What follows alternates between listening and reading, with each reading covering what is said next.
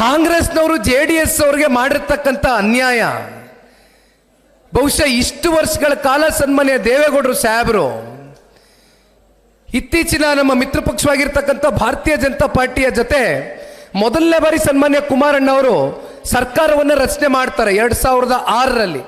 ಧರಮ್ ಸಿಂಗ್ ಅವರು ಮುಖ್ಯಮಂತ್ರಿಗಳಾಗಿರ್ತಾರೆ, ಇದೇ ಸಿದ್ದರಾಮಣ್ಣ ಅವ್ರನ್ನ ಉಪಮುಖ್ಯಮಂತ್ರಿಗಳಾಗಿ ಸನ್ಮಾನ್ಯ ದೇವೇಗೌಡರು ಸಾಹೇಬರು ಮಾಡಿರ್ತಾರೆ.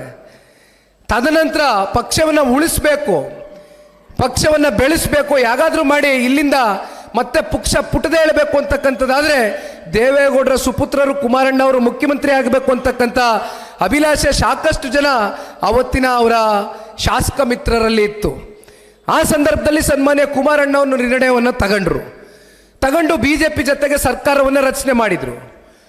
20 ತಿಂಗಳ ಕಾಲ ಅವರು ಕೊಟ್ಟಂಥ ಆಡಳಿತ, ಬಹುಶಃ ಆ ಭಗವಂತನ ಒಂದು ಅನುಗ್ರಹ ಸನ್ಮಾನ್ಯ ದೇವೇಗೌಡರು ಕುಟುಂಬದ ಮೇಲೆ ಯಾವ ರೀತಿ ಇದೆ ಅನ್ನೋದಕ್ಕೆ ಬಹುಶಃ ಅವತ್ತು ಸನ್ಮಾನ್ಯ ಕುಮಾರಣ್ಣ ಅವ್ರಿಗೆ 43ರಿಂದ 44 ವಯಸ್ಸಿನ ಮುಖ್ಯಮಂತ್ರಿಗಳಾಗಿದ್ದರು. ಅತ್ಯಂತ ಚಿಕ್ಕ ವಯಸ್ಸಿನಲ್ಲೇ ಮುಖ್ಯಮಂತ್ರಿಗಳಾದರು. ಅವರು ಹಲವಾರು ಬಾರಿ ಸಂಸದರಾಗಿದ್ದರು.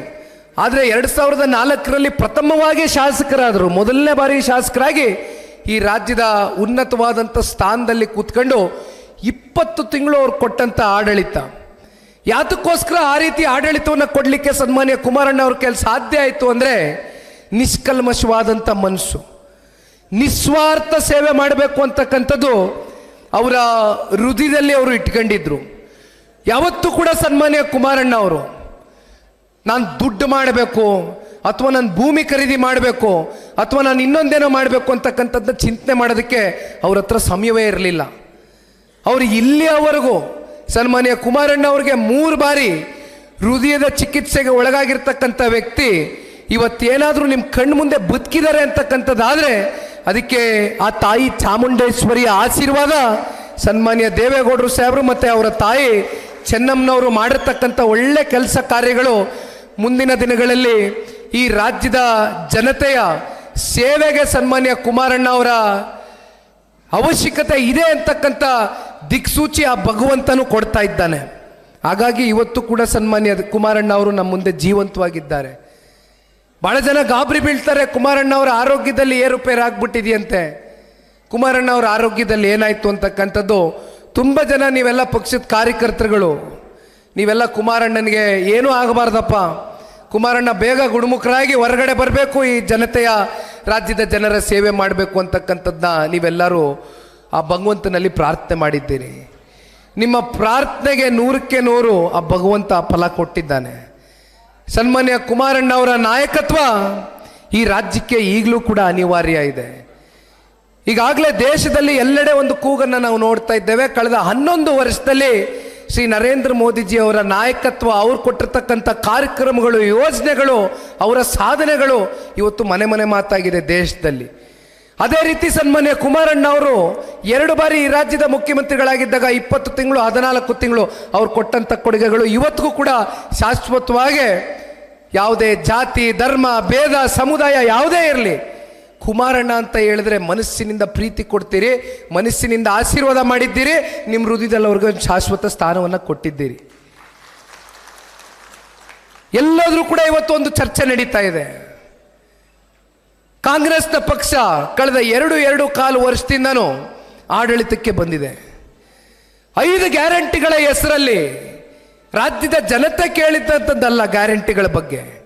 ನೀವು ನಿಮ್ಮ ಪ್ರಣಾಳಿಕೆಯಲ್ಲಿ ಜನಗಳ ಹತ್ರ ಮತ ಪಡಿತಕ್ಕೋಸ್ಕರ ನೀವು ಜನಗಳಿಗೆ ದಿಕ್ತಪ್ಪಿಸ್ತಕ್ಕಂಥ ಯೋಜನೆಗಳನ್ನ ರೂಪಿಸಿರ್ತಕ್ಕಂಥವ್ರು ನೀವು. ಜನ ಕೇಳಲಿಲ್ಲ ನಿಮ್ಮ ಗ್ಯಾರಂಟಿಗಳ ಬಗ್ಗೆ. ಕರ್ನಾಟಕ ರಾಜ್ಯದ ಜನತೆ, ಕನ್ನಡಿಗರು ಅತ್ಯಂತ ಸ್ವಾಭಿಮಾನಿಗಳು. ಅವ್ರಿಗೆ ಸ್ವಾಭಿಮಾನದ ಬದುಕನ್ನು ರೂಪಿಸ್ಬೇಕೇ ಹೊರತುಪಡಿಸಿ ಈ ರೀತಿ ನೀವು ಸುಳ್ಳು ಭರವಸೆಯ ಗ್ಯಾರಂಟಿಗಳಿಂದ ನಿಮ್ಮ ಹೊಟ್ಟೆಯನ್ನು ನೀವು ತುಂಬಿಸ್ಕೊಳ್ತಾ ಇದ್ದೀರಿ. ಆದರೆ ಇವತ್ತು ರಾಜ್ಯದ ಜನತೆನ ಇವತ್ತು ಹಸಿವಿನಲ್ಲಿ ಇಡ್ತಾ ಇದ್ದೀರಿ, ಕೈ ಬಿಟ್ಟಿದ್ದೀರಿ, ಕೈ ಚೆಲ್ಲಿದ್ದೀರಿ. ಇವೆಲ್ಲದಕ್ಕೂ ಇವತ್ತು ಉತ್ತರವನ್ನು ಕೊಡಬೇಕು ಅಂತಕ್ಕಂಥದ್ದಾದರೆ ಮುಂಬರ್ತಕ್ಕಂಥ ದಿನಗಳಲ್ಲಿ ನಾನು ಈಗ ತಾನೇ ಹೇಳ್ದಂಗೆ ದೇಶಕ್ಕೆ ನರೇಂದ್ರ ಮೋದಿಜಿ ಅವರ ನಾಯಕತ್ವ, ರಾಜ್ಯಕ್ಕೆ ಕುಮಾರಣ್ಣ ಅವರ ನಾಯಕತ್ವ, ಜೊತೆಯಲ್ಲಿ ಬಸವನ ಬಾಗೇವಾಡಿಯಲ್ಲಿ ಅಪ್ಪುಗೌಡರನ್ನ ಶಾಸಕರಾಗಿ ಮಾಡುವ ಮೂಲಕ ಕ್ಷೇತ್ರದ ಎಲ್ಲ ನನ್ನ ಕಾರ್ಯಕರ್ತ ಬಂಧುಗಳು ದಯವಿಟ್ಟು ನಾವು ನೀವೆಲ್ಲರೂ ಸೇರಿ ಇವತ್ತು ಒಂದು ಶಪಥವನ್ನು ತಗೊಳ್ಬೇಕಾಗ್ತದಣ್ಣ. ದಯವಿಟ್ಟು ಉಳಿಸ್ಕೊಳ್ಳಿ ಅಪ್ಪುಗೌಡ್ರನ್ನ, ದಯವಿಟ್ಟು ಉಳಿಸ್ಕೊಳ್ಳಿ. ಇಂಥ ವ್ಯಕ್ತಿಗಳು ಆರಿಸಿ ಬರಬೇಕು, ವಿಧಾನಸೌಧದಲ್ಲಿ ನಿಂತ್ಕೊಳ್ಬೇಕು, ಪಕ್ಷಕ್ಕೆ ಒಂದು ಬಲವಾಗಿರ್ತಾರೆ. ಇಂಥ ಪ್ರಾಮಾಣಿಕ ವ್ಯಕ್ತಿಗಳನ್ನ ನೀವು ಆರಿಸಿ. ರಾಜುಗೌಡರಿದ್ದಾರೆ, ರಾಜಣ್ಣ ಅವರು ಜಿಲ್ಲೆಯ ಶಾಸಕರು, ಅವರು ಕೂಡ ನಾನು ಜವಾಬ್ದಾರಿಯನ್ನು ತಗೊಳ್ತೇನೆ. ನಾನು ಜಿಲ್ಲೆನಲ್ಲಿ ಶಾಸಕನಿದ್ದೇನೆ, ನಾನು ಪಕ್ಷವನ್ನು ಕಟ್ತೇನೆ. ಅಕ್ಕಪಕ್ಕ ಕ್ಷೇತ್ರಗಳಲ್ಲೂ ಕೂಡ ನಾನು ಪಕ್ಷವನ್ನು ಕಟ್ಟತಕ್ಕಂಥ ಕೆಲಸ ಮಾಡ್ತೇನೆ, ಅಭ್ಯರ್ಥಿಗಳ ಜೊತೆಯಲ್ಲಿ ನಿಲ್ತೇನೆ ಅಂತಕ್ಕಂಥದ್ದನ್ನ ನನಗೆ ಈಗ ತಾನೇ ಕಿವಿ ಮಾತನ್ನ ಹೇಳ್ತಾ ಇದ್ರು. ಇನ್ನು ವೆಂಕಟರಾವ್ ನಾಡಗೌಡರು ಸಾಹೇಬರು ಕಲ್ಯಾಣ ಕರ್ನಾಟಕ, ಕಿತ್ತೂರು ಕರ್ನಾಟಕಕ್ಕೆ ಎಲ್ಲೇ ಹೋದರೂ ಕೂಡ ನನ್ನ ಜೊತೆಯಲ್ಲಿ ಅವರು, ಹಾಲ್ಕೋಡ್ ಹನುಮಂತಪ್ಪನವರು ಮತ್ತು ನಮ್ಮ ಎಲ್ಲರೂ ಸೇರ್ತಾ ಇದ್ದಾರೆ. ಚಂದ್ರಣ್ಣ ಅವರು, ದೊಡ್ಡಪ್ಪಗೌಡರು ಎಲ್ಲರೂ ಬಂದಿದ್ದಾರೆ. ಮಹಿಳಾ ಘಟಕದ ರಾಜ್ಯಾಧ್ಯಕ್ಷರು ರಶ್ಮಿ ಅಕ್ಕ ಅವರು ಕೂಡ ನಿರಂತರವಾಗಿ, ನಮ್ಮ ಹೆಣ್ಮಕ್ಳು ತುಂಬ ಜನ ಕೂತಿದ್ದೀರಮ್ಮ ಇಲ್ಲಿ. ಎಲ್ಲರೂ ನಾನು ಮಾತಾಡಬೇಕು ಅಂದ್ಕೊಂಡಿದ್ದೆ, ಎಲ್ಲ ಸೀನಿಯರ್ಗಳು ಮಾತಾಡ್ಬಿಟ್ರು. ಹೇಳಿದ್ರು ನಾಡಗೌಡರು ಸಾಹೇಬರು ಇವತ್ತು ರಿಸರ್ವೇಷನ್ ಬಗ್ಗೆ ಮಾತಾಡಿದರು ಹೆಣ್ಮಕ್ಳಿಗೆ. ಇವತ್ತು ಗ್ರಾಮ ಪಂಚಾಯತಿ, ತಾಲೂಕ್ ಪಂಚಾಯತಿ, ಜಿಲ್ಲಾ ಪಂಚಾಯತಿ ಚುನಾವಣೆಗಳಲ್ಲಿ ರಿಸರ್ವೇಷನ್ನ ನಿಮ್ಮ ಪರವಾಗಿ ತಗೊಂಡು ಬಂದು ಕೊಟ್ಟಂಥ ಯಾರಾದರೂ ವ್ಯಕ್ತಿ ಇದ್ದರೆ, ನಾಯಕರಿದ್ದರೆ ಅದು ಸನ್ಮಾನ್ಯ ದೇವೇಗೌಡರು ಸಾಹೇಬರು.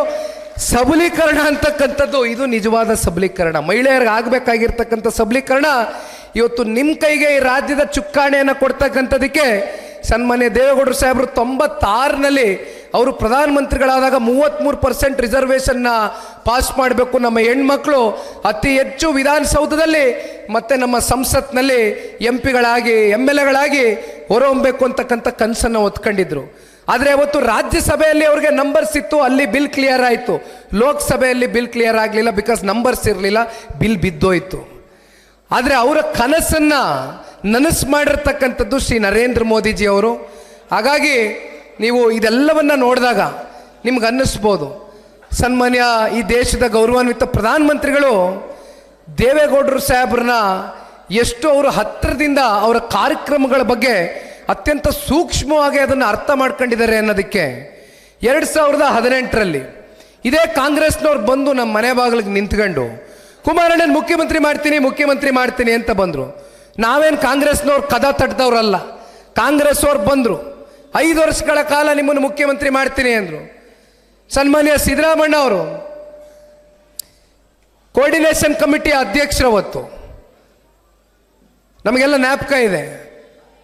ಸ್ವಾದಿಷ್ಟತೆಯ ಸ್ವಾದ, ತಾಜಾತನದ ಆಹ್ಲಾದ, ಉತ್ತಮ ಆರೋಗ್ಯ ಮತ್ತು ಹೆಚ್ಚಿನ ರೋಗ ನಿರೋಧಕ ಶಕ್ತಿಯ ವೃದ್ಧಿಗೆ ಈಗ ನಿಮಗೆ ಸಿಗುತ್ತಿದೆ ಉತ್ತಮ ಗುಣಮಟ್ಟದ ಪೌಷ್ಟಿಕಾಂಶ Shri Vaidik millet health mix. ಇದು ಸಿರಿಧಾನ್ಯಗಳ ಸಂಪತ್ತು.